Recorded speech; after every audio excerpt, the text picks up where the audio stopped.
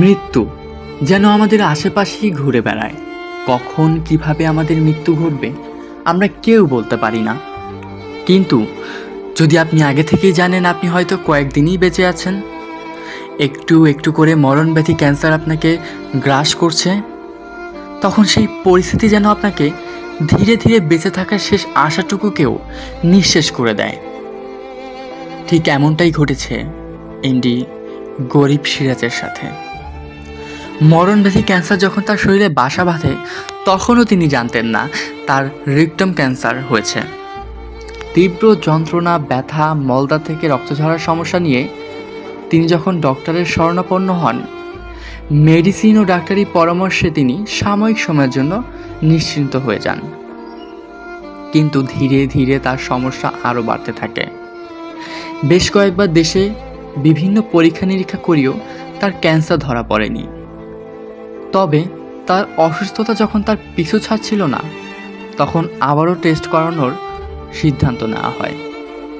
আর সেই তখনই তার মরণব্যাধি ক্যান্সার ধরা পড়ে, যা স্টেজ 3-তে ছিল। এই অ্যাগ্রেসিভ ক্যান্সারটি খুব দ্রুত ছড়াচ্ছিল। এরপর ঢাকার বিভিন্ন হাসপাতালে তিনি ট্রিটমেন্ট নেন। তাতেও খুব একটা উন্নতি না হওয়ায় ভারতে যাওয়ার ভিসার আবেদন করেন।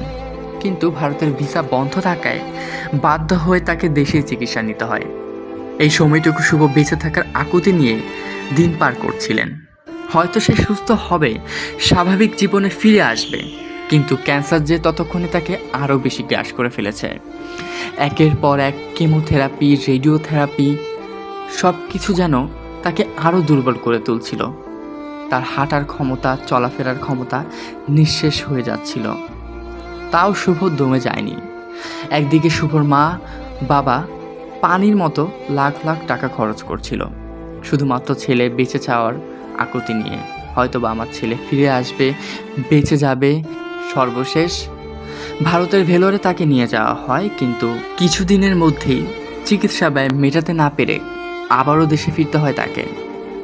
ফেসবুকে তার অনেক ভিডিও পোস্ট পেয়ে যাবেন যেখানে সে একটু বেঁচে থাকার আশা ব্যক্ত করেছেন। মেধাবী শুভ ধীরে ধীরে মৃত্যুর কোলে ঢলে পড়েছেন। আজ 16 জুন 2026। মা বাবার কোল খালি করে না ফেরার দেশে পাড়ি জমান সে। বেঁচে থাকার শেষ লড়াইটুকু সে করে গেছেন। তার মৃত্যুতে শোকের ছায়া নেমে এসেছে আত্মীয় স্বজন ও পরিবারের মধ্যে। আমরা তার বিদায়ী আত্মার মাগফিরাত কামনা করি।